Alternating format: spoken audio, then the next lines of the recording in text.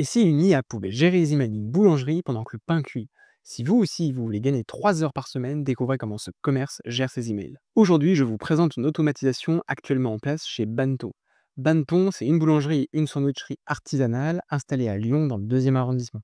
Salut, moi c'est JB, consultant en IA et cofondateur de NoFlow.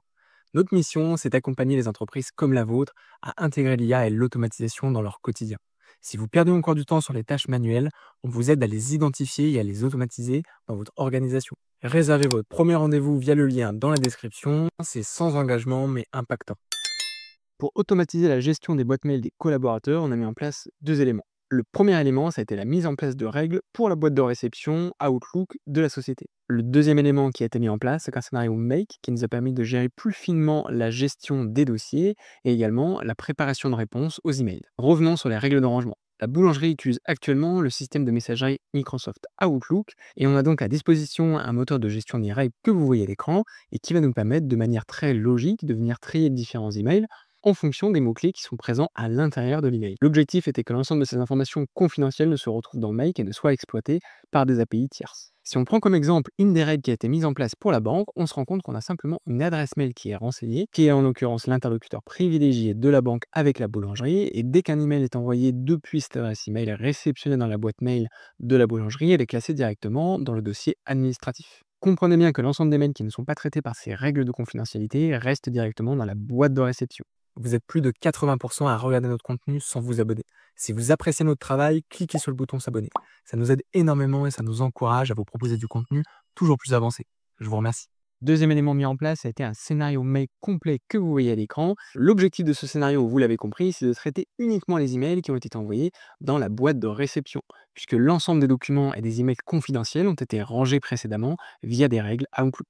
Par mesure de précaution, on a quand même mis un filtre supplémentaire directement dans Make, donc là vous le voyez à l'écran. Si jamais un email contient dans son corps ou dans son sujet le terme confidentiel, alors il ne sera pas traité par cette automatisation et il restera dans la boîte de réception. Deuxième module ChatGPT qui a 2 objectifs. Ici, ça va être de venir classer les emails dans un premier temps, puis de venir préparer une réponse qu'on va venir mettre dans les brouillons. Pour ce faire, on a mis en place 3 prompts. Le premier prompt que vous voyez à l'écran est un prompt système qui nous a permis de venir classer dans un premier temps en fonction de différents labels. Donc là, en l'occurrence, vous voyez la catégorie client, fournisseur, administratif, perso et autres.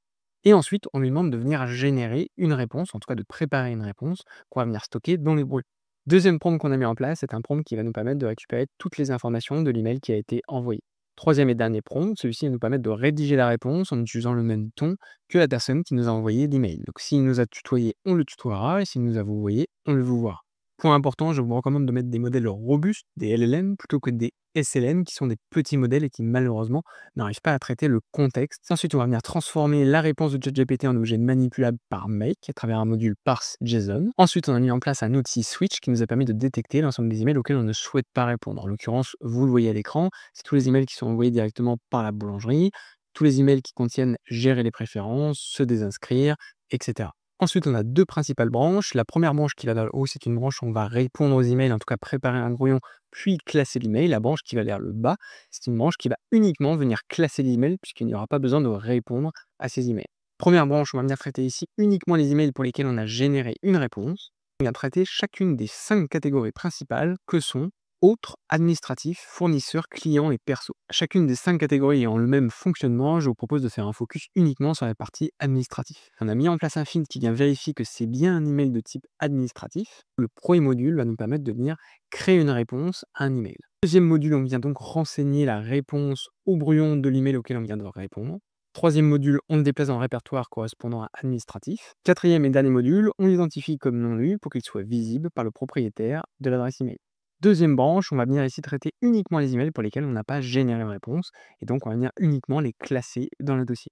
Ici, on a venu rajouter un garde-fou qui va nous permettre de nous assurer que les emails ont bien été classifiés. En l'occurrence, on utilise l'outil Make AI Tools Categorize Text qui va nous permettre de catégoriser automatiquement chacun des emails dans les 5 catégories qu'on a vues précédemment. Ensuite, chacune des 5 catégories fonctionne de la même manière, donc je vous propose de faire un focus sur la partie administrative comme sur la branche du haut. Donc là, vous voyez, dans un premier temps, je viens classer l'email dans le bon dossier, et ensuite, dans le deuxième et dernier module de cette branche-là, je viens le renseigner comme un Si, malgré la mise en place de tous nos filtres, nos sécurités, nos différents garde-fous, on a quand même un email qui est mal catégorisé. Alors, on va mettre en place un outil qui va nous permettre d'ignorer les erreurs. L'email va rester dans la boîte de réception du propriétaire de la boîte mail et il pourra ainsi le classer manuellement. Si la boulangerie avait eu une adresse mail Gmail, alors on aurait pu faire exactement la même chose, mais beaucoup moins complexe, puisqu'on a certaines limitations avec le module Outlook qui ne sont pas présentes sur les modules Gmail. Comme par exemple la gestion des emails lus, non lus beaucoup plus simple, et surtout le système de détection par catégorie qui est beaucoup plus simplifié sur les modules Gmail, ce qui nous aurait permis de venir faire une seule branche pour l'ensemble des catégories. Petite pause avant de vous montrer le résultat final. Si vous aussi vous voulez atteindre le même niveau d'automatisation pour votre business, je vous invite à réserver votre rendez-vous gratuit dès maintenant via le lien dans la description. C'est sans engagement mais impactant. Donc ce que je vous propose est de venir lancer l'automatisation et on va venir regarder en direct ce qui se passe directement dans la boîte de messagerie du collaborateur. Donc là, vous le voyez, on a les 3 emails qui vont être traités. Le premier a déjà disparu, le deuxième vient de disparaître et a été donc trié au bon endroit et le dernier vient d'être traité. Donc là, vous le voyez, en live, ça a donc trié les différents éléments. On va maintenant regarder quel est le résultat et comment ont été gérés ces 3 emails. On va aller directement dans le dossier fournisseur, puisque comme vous pouvez voir, dans le dossier client, il n'y a pas d'email non lu. Dans le dossier fournisseur, on se rend compte qu'il y a un mail qui date d'hier d'Amazon.fr qui n'a pas encore été lu par le collaborateur.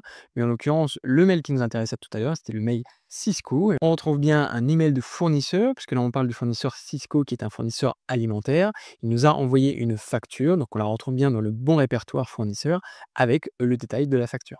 Deuxième catégorie, c'est la catégorie administrative. Et donc là, on retrouve l'email ne pas répondre. On va venir l'ouvrir et voir à quoi est-ce qu'il ressemble. Donc en l'occurrence, c'est une facture à payer qui a donc toute sa place dans la partie administrative. Enfin, troisième et dernier email reçu aujourd'hui, c'est un email de confirmation de rendez-vous, en l'occurrence envoyé par ma part. Donc comme je connais le collaborateur en question, c'est allé directement dans la catégorie perso. Donc ça, c'est plutôt une bonne chose. Et deuxièmement, si on ouvre l'email, on se rend compte qu'il y a bien une réponse qui a été générée. Vous le voyez ici. Super, merci pour la confirmation. À samedi midi chez toi.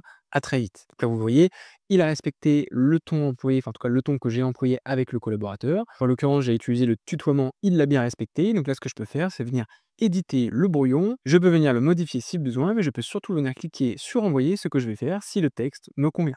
Merci d'avoir regardé cette vidéo. Pour soutenir notre travail et s'il vous a plu, je vous invite à nous le dire dans les commentaires et à mettre un like.